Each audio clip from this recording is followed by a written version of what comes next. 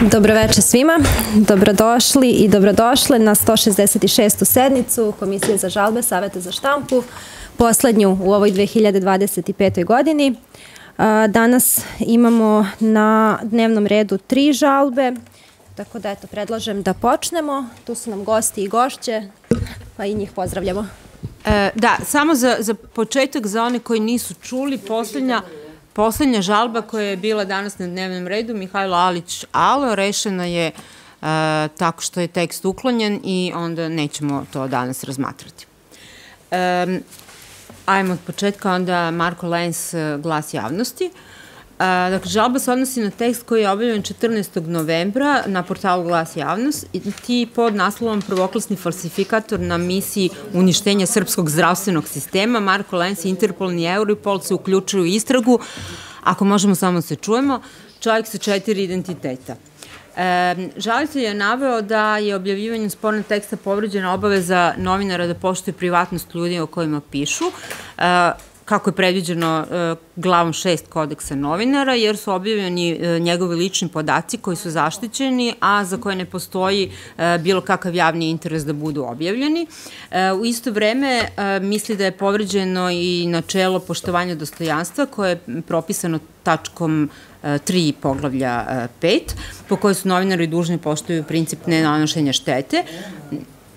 Navodi da je u spornom tekstu iznet ogroman broj neistina i uvreda na njegov račun, a činjenica da je forme radi na početku i na kraju teksta stavljen znak navoda i znak pitanja i znak uzvika predstavlja po njemu dodatnu zloupotrebu novinara koju korišćenjem interpunkcije pokušava da izbegne sankcionisanje za krajnje uvredljiv tekst koji je objavljen sa rečima da je on falsifikator, prevarant prve kategorije na misiju uništenja srpskog zdravstvenog sistema i u svima jasnom cilju urušavanja svih zdravstvenih temelja srpske medicine, usled čega je zgranuta čitava Srbija.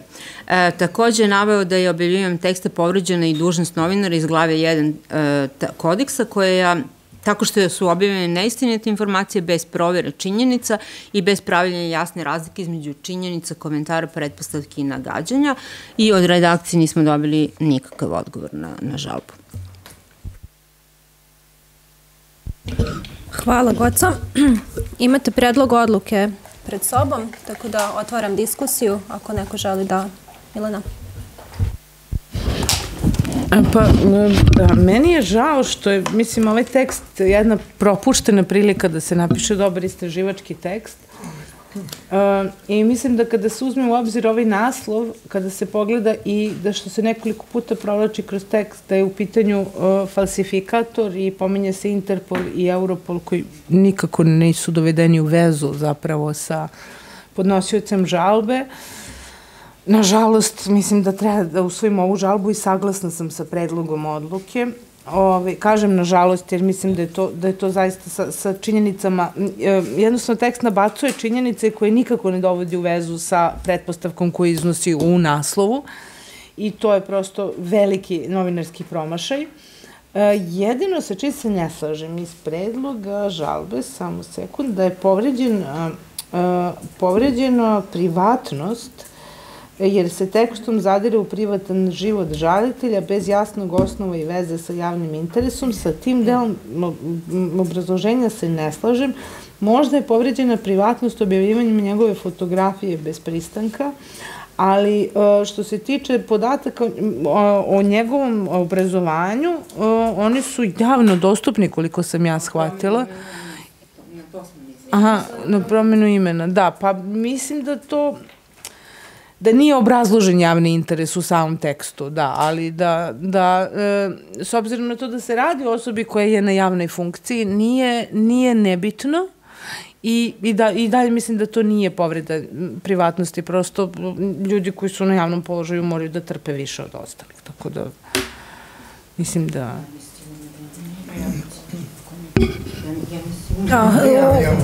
Nije? Ja sam mislila da nešto radi pri Ministarstvu zdravlja. Kao predstavnik vlade Srbije bio na toj sednici, po tome je sada poznat. Tako je, na sednici medicinskog fakulteta. To je javna funkcija, mislim. Dobro, možda nije javna funkcija u smislu zakona o sprečavanju korupcije, ali ja se slažem potpuno s tim. Dakle, on je tamo zaista delovao u funkciji nekog koji zastupa praktično vladu ili ministra zdravlja. I u jednoj vrlo kontroverznoj, najbliže rečeno, ulozi je bio tamo. I to je sve vezano i za čitav niz događaja zbog koji sekretarka fakulteta sad potpuno nezaslužen, iako klasičan uzbunjivač zapravo trpi maltretman. Ali se takođe slažem da je, nažalost, tekst napisan tako da je žalba osnovna. Ne može se ovako pisati, bilo je puno više razloga da se piše i kritički tekst, ali na ovaj način ne. Isto mislim, nisam uveren, mogli bi terati mrtvi konac u tom delu u kome se priča o povredi privatnosti, ali on tamo bio u jednoj ulozi koja zapravo nipošto nije uloga privatnog lica. Tako da mislim da je to i za mene sporno. Ali da je žalba osnovna, to je nažalost više nego očigledno. Hvala. Dalje? Mislim da je... Aha, može ovdje pa onda. Pa, slažem se, nemam ništa nešto specijalno da dodam, samo bih rekla da... Ja sam skoro zapuštena. Izvinjavam se, Jelkice.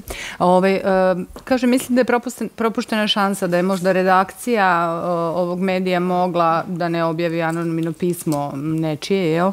Koje liči na novinarsko istraživanje, osim naravno u delovima koji izričito krše kodeks. Mislim da su oni imali priliku na osnovu te dokumentacije da odrade novinarski to bolje i kvalitetnije i da dobijemo zaista možda neke dokaze. Mi ne znamo da li oni imaju dokaze pa su odlučili da to objave kao pismo ili ih uopšte nemaju. Što se tiče ovog poglavlja za dostojanstvo, nisam sigurna, ne mogu da sad moram još malo da vidim kako će drugi da se izjasne, jer prosto za privatno, zato što u jednu ruku on jeste tu bio kao neka osoba koja je eksponirana, koja obavlja neki javni posao i tako dalje. Na drugoj strani to su vrlo osetljivi podaci kad je u pitanju u pitanju je nešto izrazito lično, tako da prosto ajde da vidim još malo, ali tu sam negde između. Hvala, Slatko. Evo ovako, prvo što sam ja uočio, to je da na početku teksta piše autor Glas javnosti, a na kraju teksta je navedeno da je to anonimni građanin koji je hteo da ostane anoniman radi svoje bezbednosti. To je situacija sa kojom se često susrećemo, jer ne može autor da bude glas javnosti ili bilo koja redakcija. To može da bude izvor. Autor je uvek pojedinac, čovek, znači ličnost. Druga stvar, ako je ovo već bilo pismo, trebalo je naglasiti da je to kontradiktorno je da bude da je autor glas javnosti, a da objave pismo. Ili je to sastavila redakcija ili je to pismo. Ne može da bude jedno i drugo. To je jedna stvar.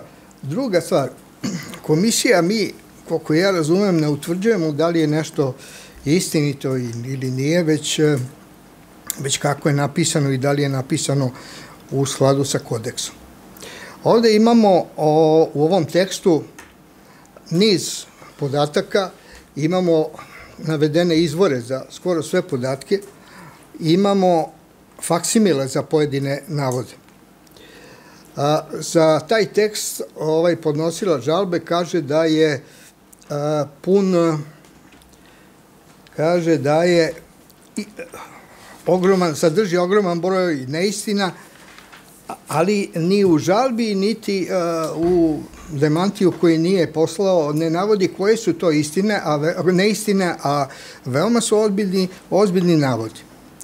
A logika upućuje da je on trebalo da, iako demanti nije njegova obaveza, već njegovo pravo, međutim, takav je karakter ovoga teksta da je bilo logično da on kaže nisam menjao ime ili jesam menjao ime, u pravu ste, ali nisam potpisao me taj prostor. Sve ono što su oni naveli da on ako ne u demantiju, ajde u redu, to je njegovo pravo koje nije hteo ili nije znao, nemam pojma, nije iskoristio svakako.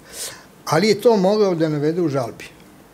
On je u žalbi rekao ogroman broj neistina, tako da ali mi sada ne znamo, ja ne znam, kao član komisije, da li se on zove Bojan, da li se zove Marko Bojan, da li se preziva Lenz, da li se preziva Iličić, da li je to potpisao doktorat taj jedan profesor, kako se zove ili nije, ovde u tekstu kaže da je falsifikat, da taj nije potpisao.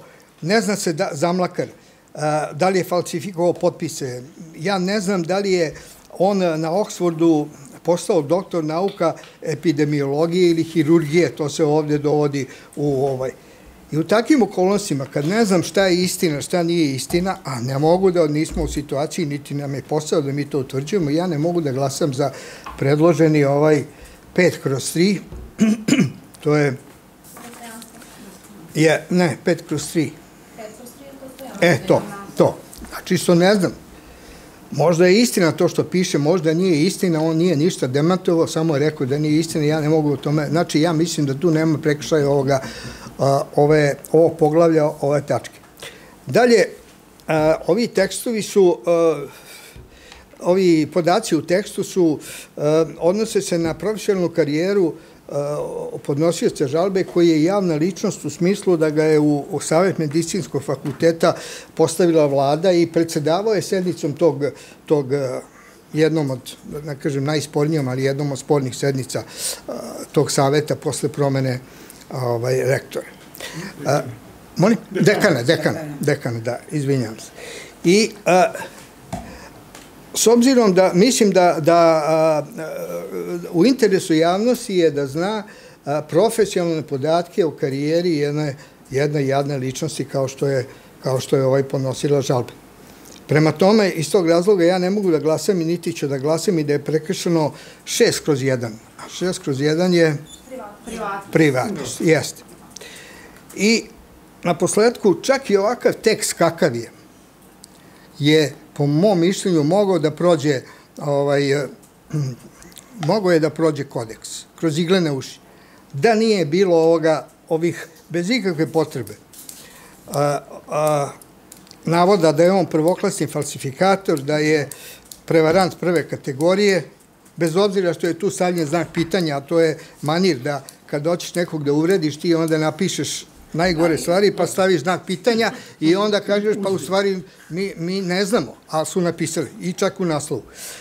Znači, da nije bilo prvoklasni falsifikator, prevarant prve kategorije, pa onda Interpol i Europol treba da je to ostavljeno čitaocu da proceni da li on na osnovu onoga što je napisano on falsifikator i prevarant prve kategorije, tekst bi mogao da prođe. Jedva. Međutim, ovako ja mislim da je tu prekršen kodeks zbog toga i to je 1/2. Prekršen je, znači, poglavlje 1, tačka 2. Da su pretpostavke, a pretpostavke su falsifikator, prevarant prve kategorije i tako dalje, predstavljene ovde i u naslovu tekstu na jedno mesto ili na 2 mesta kao činjenica. I ja bih dodao, a opet tu je pitanje, dodao bi još 2 prekršaja. To je pitanje, ako je to pismo čitaoca, koje nigde nije naznačeno da je pismo čitaoca, nego ako uzmemo da je tačno gore gde piše autor Glas javnosti, onda je Glas javnosti trebalo da okrene već kako se zove, Bojan, Marko, Lenz, preziva, kako god, našli, sve. Svu četvoricu da okrene i da pita da li si ti promenio, kako se zoveš, da li si, ko ti je potpisao. Znači, mislim da je prekršeno 8/3, a to je više izvora, jeste. I eventualno, ja ću glasati možda, samo da možda čujem još neko tumačenje, mislim da postoji ovde mesta da je prekršen i 3/5 pretpostavka nevinosti, jer oni su napisali sve, da je on, praktično su ga osudili, a da protiv njega nije ni u toku nikakav postupak. Eto, hvala. Hvala. Jel mogu ja jedno potpitanje pre nego što krenemo dalje? U vezi sa temom dostojanstva. Ako oni kažu prvoklasni falsifikator, ako kažu angažovan na uništenju lekara i mi kažemo da je to sporno, zar to nije onda i kršenje njegovog dostojanstva? Ako je on stvarno, ja ne znam da li je istina da je falsifikator ili nije. A su oni dokazali da je falsifikator. Iz teksta bi trebali da znamo. Na kraju teksta piše na sve napred navedeno, stavljamo znak pitanja, jer se pitamo da li je ovo istina. A objavili su kao istinu. Mislim, kako da... A on je sve to što su objavili čuto. Nije. Pa znam, ali nije na njemu da dokazuje, nego na njemu. Ne da dokaže, nego ako meni kaže da sam lopov, ubica, prevarant. I ja kažem, komisija, da je odluči, a ja se ne obratim ovome ko mi je rekao da sam lopov, idiot, prevarant i pljačkaš, i kažem, čekajte, i da se zovem ovako, ovako i ovako. To si dodao vrlo kreativno, tu ću te i ja podržati. Dakle, to neslušanje druge, ne obraćanje drugoj strani, to ima smisla. Ali potpuno ima smisla. Da, pardon. To te... Takođe su Goca i predsjednica upravo u ovom drugom slučaju. Za šta neko napiše anonimno pismo i ja ga objavim. A ovo anonimno pismo piše svašta na toj račun. Mislim, nemoguće isključiti odgovornost redakcije. Nemoguće. Pa mi sad u tome i raspravljamo. Pa da. Mislim da ovde nije anonimno. Dobro, sad, nema veze. I to je nagađanje. Evo da je Islam koji želi da bude anonimno. Ja sam mislila da treba samo da pomognem oko razrešenja ove dileme oko poglavlja 6 člana 1, da podsjetim da prema našem kodeksu etičkom, znači možda ne prema nekim drugim, ali prema našem etičkom kodeksu on jeste javna ličnost, jer mi ovde kažemo da su u širem smislu javne ličnosti osobe koje imaju neku ulogu u javnom životu, bez obzira da li je reč o politici, ekonomiji, umetnosti, sportu, medijima, nauci, zabavi ili nekoj drugoj oblasti. Dakle, on jeste imao neku ulogu u javnom životu, pa je shodno tome javna ličnost i slažem se da nije, mislim da nije prekršeno poglavlje 6 tačka 1. A što se tiče dostojanstva, ja sam to isto htela da podsjetim, da činjenica zbog koje inače jeste prekršen kodeks u ovoj tački, u članu 2 poglavlja 1, istovremeno ukazuje na to da je prekršen i poglavlje 5 tačka 3, jer sve ovo što je navedeno i uz šta je stavljen znak pitanja, što nije dokazano u tekstu, zapravo jeste na neki način rušenje dostojanstva te osobe. Da li ona to jeste ili nije? Zašto ona nije poslala demanti, to je apsolutno njeno pravo i mislim da to više puta smo imali tu dilemu da li to uzimamo u obzir. Ja lično mislim da ne treba da uzimamo u obzir, da to pravo čovek može da iskoristi ili da ne iskoristi, ali da je naš zadatak da cenimo tekst takav kakav jeste. Tako da mislim da su prekršena ova prva dva predloga i takođe se slažem da je prekršeno i ovo što je Zlatko naveo, ali mislim da nije prekršen zadiranje u privatan život. Hvala, Nado. Pa ja sam manje više htela da kažem ono što je Zlatko već spomenuo. Mislim, meni je pitanje da li je taj uvod u tekst deo pisma ili ne. To što neko redakciji pošalje ovako pismo, ako je deo i uvod deo tog pisma, redakcija nije u obavezi da to objavi, zapravo u obavezi da proveri baš ovakve podatke. Mi ne vidimo nigde iz tog teksta da su oni napravili neki minimalni napor da to provere.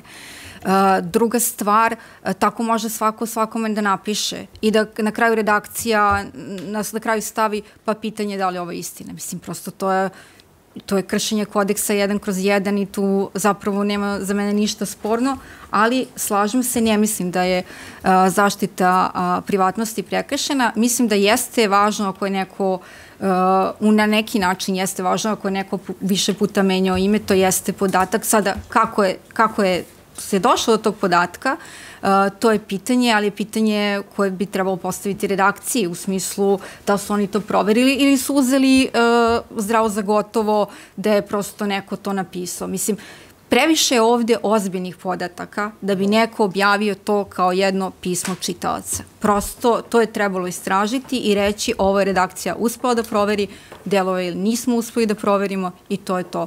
Ovako slažem se sa svim predlozima, osim sa privatnošću. Samo jedan mali na ono što sam rekao, sad sam se setio.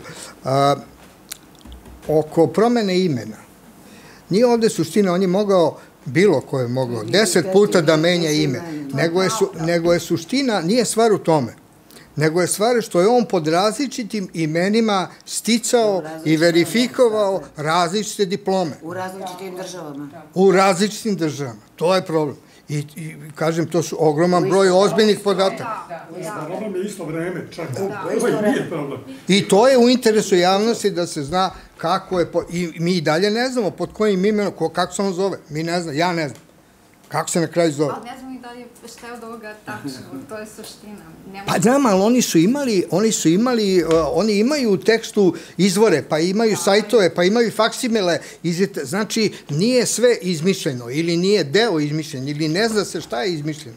A posebno je nepoznato da li je pismo čitaoca nekog anonimnog objavljeno integralno ili je u sadržaju njegovog pisma redakcija ubacivala šta joj se sviđa, falsifikator ili ovo ili ono, to nigde ne piše. U svakom slučaju, kao što je Milana rekla, jedna propuštena prilika da se jedna jako važna tema obradi na pravi način. Pa propušten u ovom slučaju, mogu oni da nastave, može neka druga redakcija i to je vrlo zanimljivo da se nastavi, jer čovjek i dalje sedi tamo kao predstavnik vlade. On je direktno vezan sa vladom ove države. I to je nužno istražiti. Slažem se. Tamara i Jelka...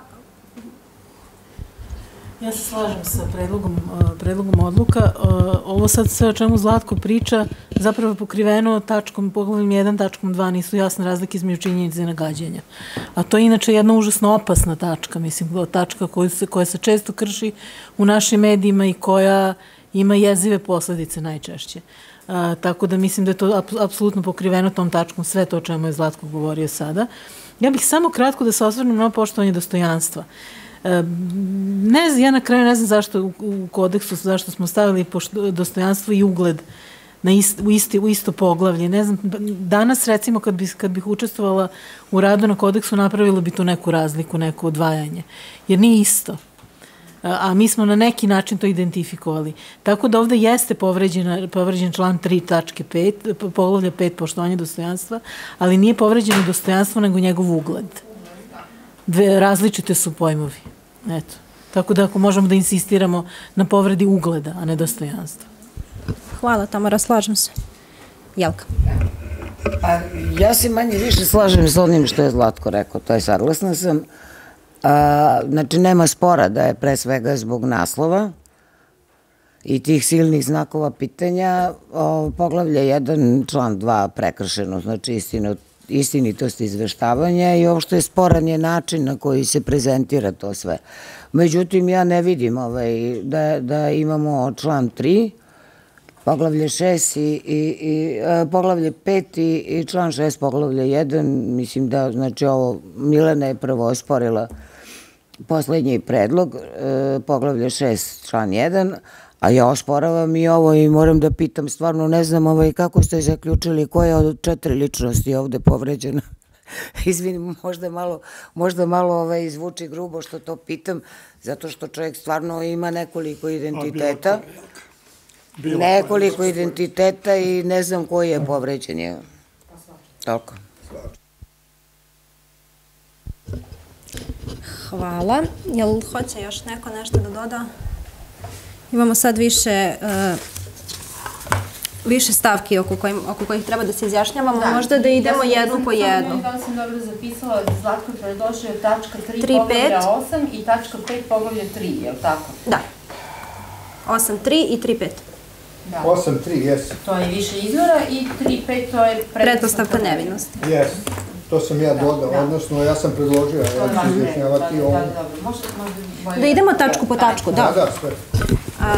Hajde ovako, dakle, ko je za da je prekršeno poglavlje 1, član 2, istinitost izveštavanja? Jednoglasno. Poglavlje 5, poštovanje dostojanstva, član 3, ali ovako kako je navedeno, dakle, u predlogu, pre svega se odnosi na štetu ugled ličnosti.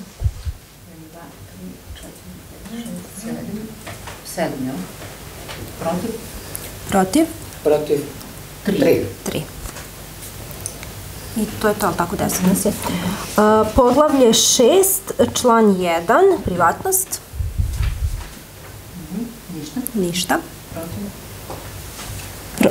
Da je prekršen, šta? Da. Sad idemo ko je protiv da je prekršen. Ko je protiv? Tako je. Ja sam protiv. Dobro. Jednoglasno. Dobro, idemo dalje. Poglavlje 8.3, dakle, konsultovanje više izvora. Jednoglasno.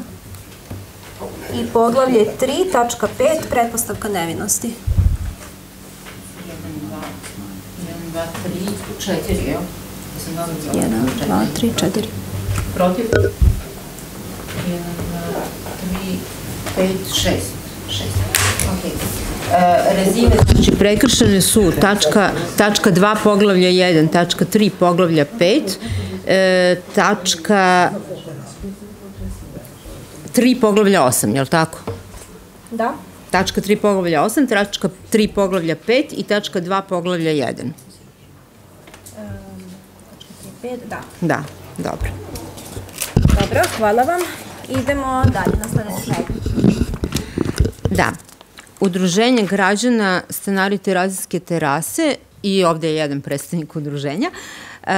Dakle, žalba se u prvoj verziji odnosila na 6 medija, ali su 3 medija naknadno objavila odgovor, tako da su ostala ova 3, to su RTS, Blic i Nekretnine, što je isto Blic, jel? To je isto Ringijerovo izdanje. Dakle, u žalbi se navodi da su navedeni tekstovima i TV prilozima, zapravo je reč o tome da je preuzet TV prilog koliko ja znam sa RTS-a. Njihovi domovi predstavljeni kao stare trošne kuće, a stanovnici kao ljudi koji žive u neuslovnim objektima. Takve tvrdnje su, kažu, neistinite, neproverene, uvredljive i dovode javnost u zabludu. Zbog toga veruju da je prekršeno poglavlje 1, istinitost izveštavanja, i to tačka 1, obaveza tačnog, potpunog i nepristrasnog izveštavanja. Mediji nisu proverili činjenice, niti prikazali celinu situacije. Objekti koje nazivaju trošnjima imaju zvaničnu prethodnu zaštitu Zavoda za zaštitu spomenika kulture, što je prećutano i čime je, naravno, javnost dovedena u zabludu. Takođe, potpuno je neistina da su kuće stare i trošne, što se vrlo lako može proveriti obilaskom pomenutog terena. Ukazuju posebno na prekršaj smernice A u tački 1, da novinari moraju sa dužnom pažnjom da provere sve činjenice, jer činjenice koje nisu proverene, dakle, nije konsultovan ni jedan stručni izvor, zavod, vlasnici, pravni akti, preneti su samo navodi gradskih funkcionera. Novinari nisu razgovarali sa građanima koji žive u ovim kućama, iako su ih više puta pozivali na razgovor ili bili spremni da pruže sve činjenice. Zatim ukazuju na prekršaj tačke 3 člana 1, neosnovane optužbe, klevete i glasine. Dakle, oni misle da je trošne kuće vrednostna tvrdnja koja je bez dokaza i predstavlja oblik javnog poniženja stanara. Takođe, tačka 4 i član 1, to sam već rekla ovde da su prećutane neke činjenice, između ostalog da je plan za tunel iz 2019. godine i da više nije važeći, da novi plan nije prošao javni uvid, da postoji prethodna zaštita objekata i da je reč o tome da je ugroženo više od 200 porodica, a ne oko 50 kako se navodi u prilogu. Takođe, veruje da je prekršena tačka 3 poglavlja 5, to je ovo što smo pričali o povredi dostojanstva, jer se navodi to da su trošne kuće i da žive u neuslovnim objektima. I posebno se ukazuje na tačku 1 člana 5 smernica B, gde moraju da se izbjegavaju fraze sa diskriminatornim konotacijama. Oni veruju da su fraze trošne kuće upravo, da je fraza trošne kuće takva. I poglavlje 8, tačka 3, dakle nema više izvora. Tačka 6, poglavlja 3, to je ono što se odnosi na neobjavljivanje odgovora, jer je svim redakcijama dostavljen odgovor koji, demanti zapravo, koji nisu objavile i kao što sam rekla, nakon što im je upućena žalba, 3 redakcije su objavile naknadno taj odgovor, pa zato taj deo žalbe nije pred vama, ali ove 3 nisu objavile ni odgovor, niti su odgovorile nama na žalbu. Hvala, Goco. Tamara, izvoli. Ja se slažem sa svim predloženim odlukama, međutim ja bih ovde apsolutno dodala poglavlje 2.2, ekonomski i politički interes izdavača ne smeju da utiču na uređivačku politiku i na način na koji bi za posledicu imao netačno, pristrasno, nepotpuno i neblagovremeno informisanje javnosti. Zato što ovde po ovim svim frazama koje postoje u ovim prilozima vidimo Savamalu broj 2. Dakle, trošne kuće, to je čisti interes investitora i već političke stranke i tako dalje, da ne dužim. U svakom slučaju ovde je jasan taj političko-ekonomski, jer kod nas je to sve nekako isprepleteno, politički i ekonomski interes je apsolutno očigledan, tako da mislim da apsolutno moramo da uključimo i tu tačku. Bez obzira što mislim da žalioci nisu to naveli, čini mi se da nisu, ali iz ovih fraza, znači ništa ne mora čovjek da pročita dalje, izuzev trošne kuće i neuslovne, već kako građevi, neuslovni uslovi, nisu neuslovni uslovi, nego ne znam kako. U svakom slučaju to neuslovnosti, trošne kuće su kraj. To neuslovno ni ne postoji. Tako je, zmije, pacovi, narkomani i to su trošne kuće koje treba srušiti.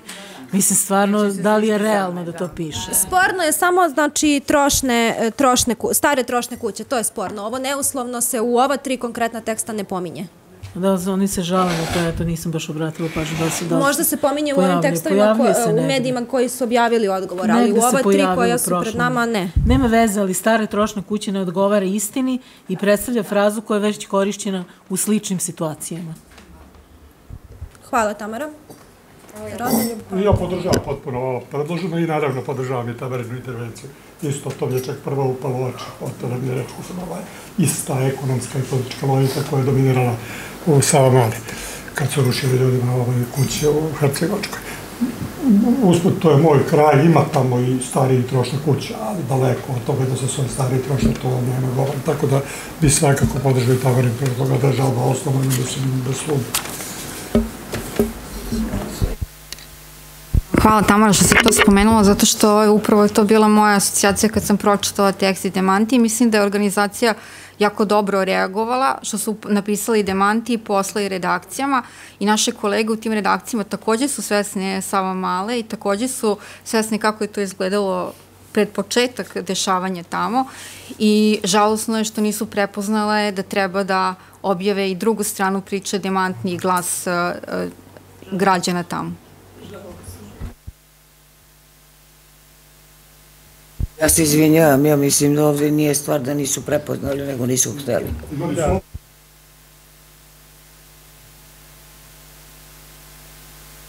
Da, potpuno je jasno da je ovo PR tekst naše vlasti i da je ovo uvod u takvu jednu istu priču.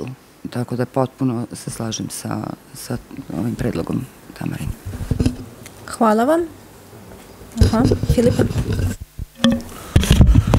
Evo gledam sad ovo, slažem se apsolutno s Tamarom, nego gledam i ovaj dio, dakle to je da je princip nediskriminacije, poglavlje 5 član 1. Ja mislim da je ovo diskriminacija. Baš znamo i sama malo, dakle, ne mogu, to su ljudi koji žive tamo.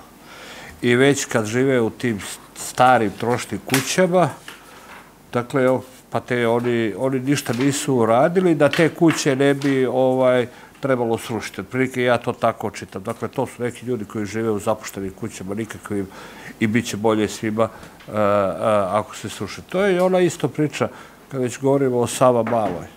Znate, pa se i tamo pričalo da su tamo štakori, zmije, žabe, da se to sve urušava, pa onda ti ljudi koji žive tamo gdje se sve urušava, pa šta se bunite i ovako vam je to zrušenje. Dakle, mislim da bi trebalo ubaciti ovu diskriminaciju. Ali ja se izvinjam, diskriminacija po kom ličnom svojstvu? To ne može bez ličnog svojstva da bude...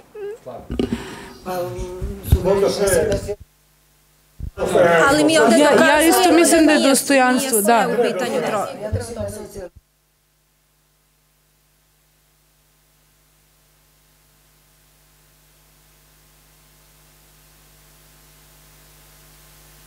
Kogod želi da doda ovo sve što je sad... Ja mislim da ne treba sad silovati neke nove odredbe koje su prekršene. Mislim da je sasvim dovoljno i eksplicitno rečeno od strane stanara. Možda dodamo ovo što je Tamara rekla i to bi bilo to. Stanari se jesu žalili i na diskriminaciju. moj je predlog da toga nema. Ali, dakle, to jeste bilo navedeno u žalbi.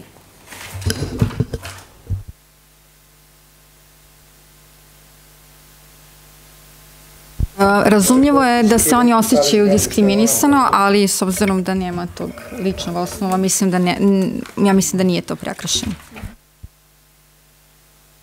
Reakcija možda bude kolektivna, ne može da bude lično. Može, ali može da postoji svojstvo. Uključite mikrofon. Ja hoću samo da kažem da ja osjećam diskriminaciju, ali opet nema nekog ličnog svojstva. Mada u nekom metačitanju je ima. To hoću da kažem. U jednom nekom metačitanju je ima, jer kad tu žive u starim trošnim kućama, kako piše, ja to već vidim kao diskriminaciju. To je otprilike vidi već kao nešto, onu riječ, cigan mala. Da li me razumijete? Da, to, ne, jer ovo je PR tekst i treba sve uraditi da se te kuće sruše. To je to hoću da kažem. Ali to već konstatujemo na osnovu tavanene intervencije, znači. I to je, ja mislim, najvažnija stvar u celoj ovoj stvari. A ovo zaista, znaš, diskriminacija, u kom svojstvu, u kom statusu, znaš, ko? Razumijem potpuno. Da, tako da mislim da je Olja upravo dovoljno i uz ovu intervenciju, to je sasvim u redu. Možda se čak od Bilića bilo žal da ako se toga složimo i dati ovo objašnjenje koje je pomenula Milena. Slažem se, to je i moj osjećaj, time sam se vodila kad sam pisala predlog. Dobro, ja mislim da onda možemo da glasamo zajedno za ove 3 tačke i plus ovu tačku koju je Tamara dodala, je li tako? 2/2. Dobro.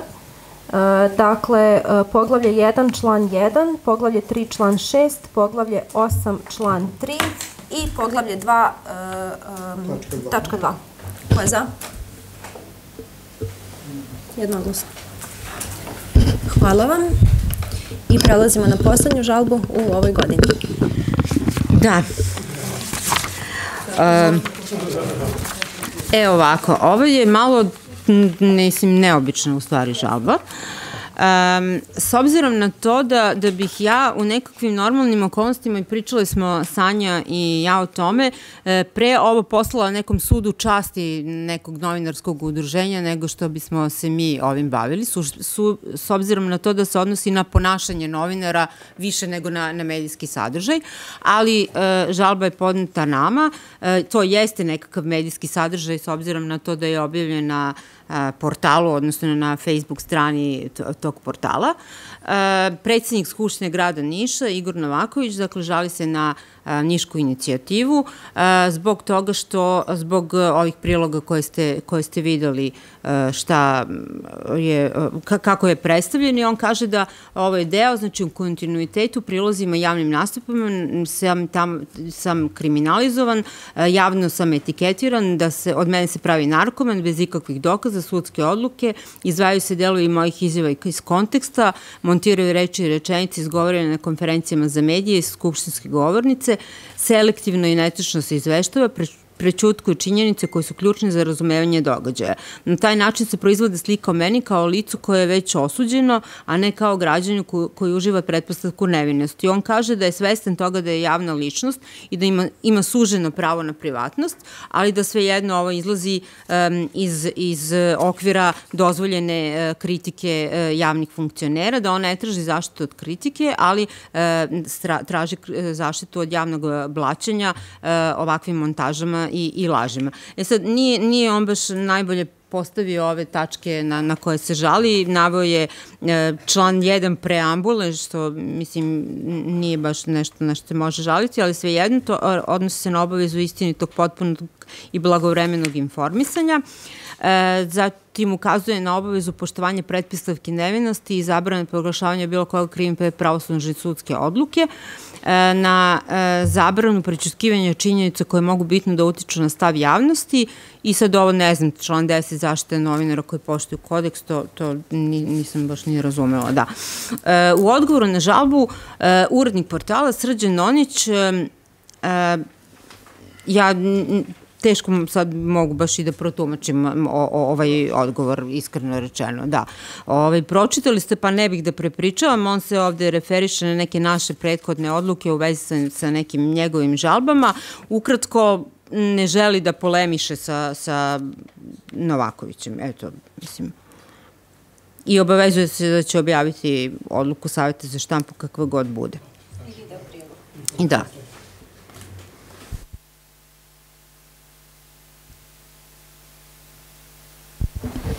Dobro, hvala Goco. Milena? Pa, ja mislim da ovde nije prekršen kodeks, iako bih se složila sa Gocom da ovo nije uopšte nešto o čemu Savet bi trebalo da se izjašnjava, pogotovo što i nije medijski sadržaj, objavljeno je na Facebooku, mislim, ok, rekli smo, nadležni smo za Facebook, sve to u redu, ali nekako u dosta stvari od udara od uobičajenog sadržaja u kojem se izjašnjava Savet za štampu, ali kad već moramo da se izjašnjavamo, ja mislim da nije prekršen kodeks, zato što zaista postoji ta obaveza javnog funkcionera da trpi više i može vama to da bude neukusno, može da vam se ne dopada način na koji izveštava Srđan Nonić i ni meni se ne dopada, ali mislim da prosto ne krši kodeks zato što je podnosilac žalbe u obavezi to da trpi. Meni je to samo pitanje da li je ovo uopšte izveštavanje. Možemo li mi ovo nazvati? Jeste izveštavanje jer se izveštava sa, mislim, prosto tih mesta i tih događaja na kojima se pojavljuje u javnom svojstvu podnositelj žalbe i prosto, eto. Ja sam imala tu dilemu da li ovo uopšte je nešto o čemu možemo da se izjašnjamo, pa sam na kraju zaključila da ipak možemo, da, ovo jeste neka vrsta izveštavanja. Mislim, on je bio na javnom događaju, nešto je preneo sa toga. Tako da, eto, izvinite. Ja takođe, kao Milena, mislim da ovde nema prekršaja kodeksa. Pažljivo sam pogledao sva 4 ta snimka. Nisam video navode koje je podnosilac žalbe stavio u tužbu, u žalbu. Može podnosilac da bude ljut što ne ume da izgovori fertilitet, ali ne na ljut na Nonića, nego ljut na sebe. Znači, onda treba da podnese žalbu, a ovaj je preneo samo ono što je, odnosno snimak, ono što je snimio. Znači, mislim da nema elemenata da je prekršen kodeks. Ovaj deo, ja ne znam da li ste vi videli taj snimak, ovo što on priča, ja sam ga nudio hlebom i pogačom, tu izvuko crte, aludirajući vrlo jasno da je čovjek narkoman, tako da ne znam, kako bih rekla, ima ovo što navodi u žalbi, postoji na snimku. Mada nije.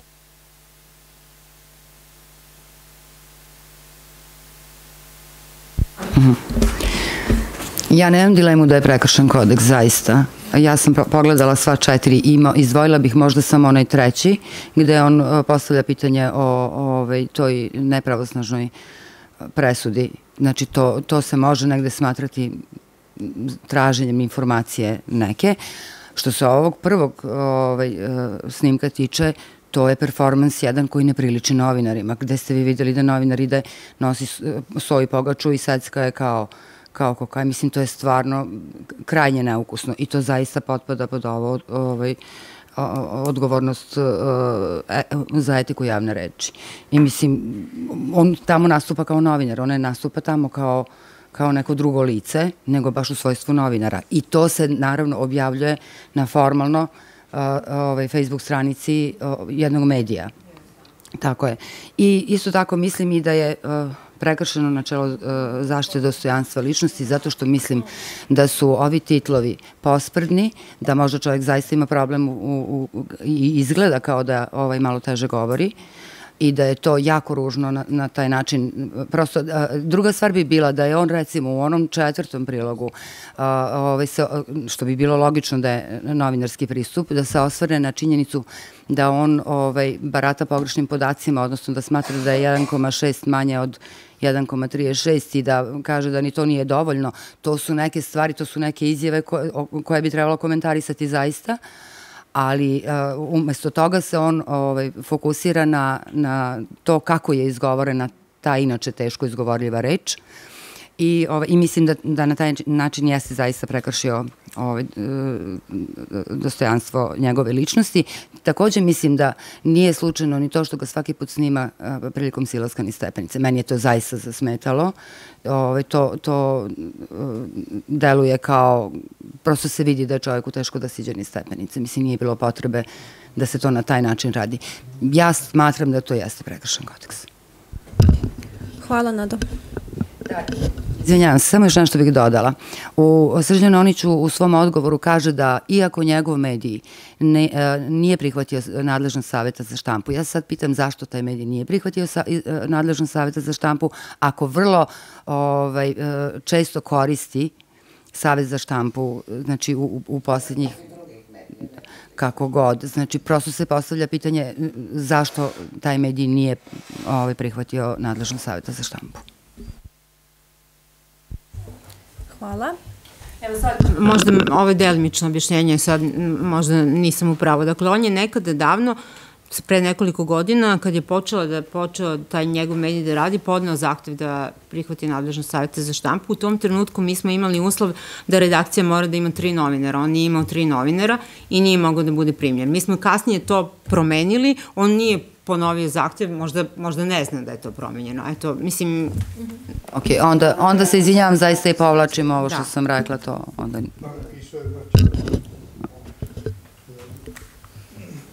Tamara? Ja se slažem s Nadom i slažem se sa predlogom odluka. Mislim da je prekršeno dostojanstvo ličnosti i mislim da je užasno važno da se mi osvrnemo kao Savet za štampu na ovakve situacije, zato što ovakva situacija direktno šteti profesionalnim nezavisnim medijima u ovom trenutku u Srbiji. Zato što nekako daje loš utisak i o takvim medijima. Dakle, o medijima koji se kritički osvrću na pojave oko nas, na ponašanje rukovodstva države, na ponašanje lokalnih funkcionera i tako dalje. Tako da sad sutra kada neko bude razmatrao ponašanje rukovodstva u Nišu, neko će reći da, vidi šta je Niška inicijativa objavila. Kao što i kada god bilo ko od nas nešto objavi o ovom ili onom, Vučić se poziva na tabloid i na Milovana Brkića. To je prosto kontraproduktivno za profesionalno izveštavanje u Srbiji. Dakle, da su stvari normalne, da je situacija mirna, mi bismo mogli da kažemo to je sad neka satira, neko zezanje, sprdnja i tako dalje, ali za to ovde u ovom trenutku nema mesta. Situacija je ozbiljna i ovo stavlja žig na sve nas. Hvala, Tamara. Filipe? Biću kratak. Ovo je nešto što gledam na Informer. Nema tu sad jel ovo, prosto ovo je Informer izveštavanje i smatram da je prekršen kodeks. Mislim, nema jednog sekunda razumijevanja zato, jer to je ta jedna vrsta tog poganog govora, bez obzira o kome se radilo. Ako oni žele nešto da tog čovjeku kaže, pa nek mu kažu. Ali ne na ovaj način koji ide sa izlačenjem crta, sa tih hlebom pogača i slične stvari. To su neki performansi, to nije izveštavanje. I to uvredljivi performansi. I ovo što Tamara, naravno, to je uvijek kad mi sad potegnemo ovo pitanje Informera i ovih državnih televizija, pa šta hoćete ististe? Dakle, mislim da je riječ o kršenju kodeksa. Hvala, Filipe. Ako nema niko ništa da doda, onda možemo da glasamo. Dakle, možemo možda i odvojeno eto, za poglavlje 3 član 2 i poglavlje 5 član 3. Dakle, hajmo za početak odgovornost novinarki i novinara. Ko glasa? Da, ko glasa da je prekršeno načelo negovanja etike i kultura javne reči? 7. Protiv? 2. I uzdržano? Je li imamo uzdržano? Neko fali. Svi smo tu. 10 nas je. Ali 7 i 2 je 9. Ajde još jednom, ko je za? Ko je za? 1, 2, 3, 4, 5, 6, 8, izvinjam se, nisam dobro. 8 i protiv 2. Da. Dobro, i druga tačka, dakle, poglavlje 5, 3, odnosno dostojanstvo. 2, 3, 4, 5, 6, je li tako? 6 protiv? 4. 4. To je to. Hvala vam. Pre nego što se raziđemo, imamo mogućnost da vidimo da li gošće i gosti imaju neka pitanja za nas i pored toga samo vas pozivamo da